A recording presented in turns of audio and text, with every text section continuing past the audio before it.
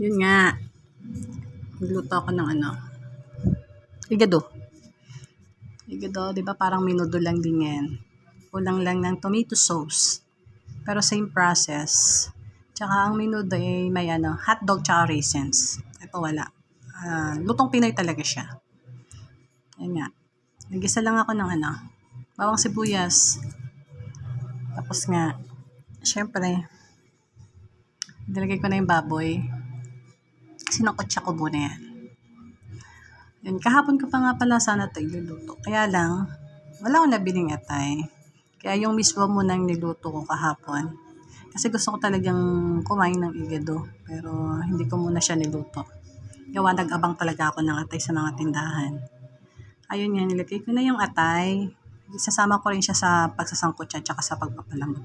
Dito kasi sa amin, mga lods, merong mga tindahan ng mga mga karne, mga isda, mga groceries. Kaya hindi ka na pupunta sa malaking palengke. Pagka yung budget mo is swak lang para sa lulutuin mo. Ayun, pwedeng dito ka na lang sa amin, sa mga kapitbahay. Malapit lang. Medyo rin naman ang presyo. 'Di ba? Ayan, nilagyan ko na pala yun ng paminta, tapos konting timpla, konting seasoning, asin, patis. Nilagyan ko rin ng konting toyo, pampakulay. Yan nga, palalambutin ko na siya. Tapos nilagyan ko yan ng tubig. Hinayaan ko muna siya ng mga 30 minutes. Total, naman ang slice sa kanya maliliit. So, madaling lumambot. Yun nga, guys.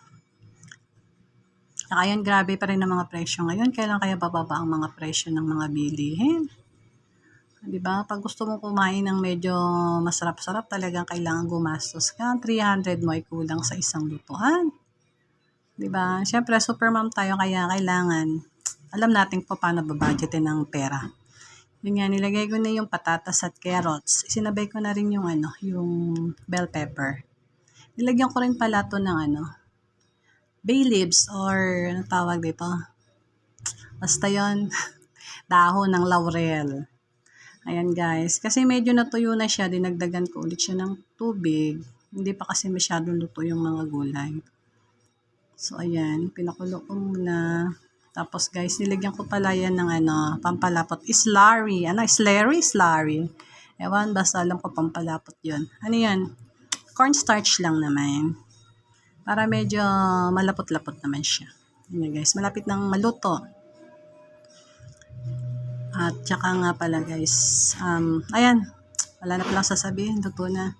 Maraming salamat sa panonood. Pa-like, follow, and share na rin. Maraming salamat. Happy Sunday at magandang tanghali sa lahat. Bye. Thank you.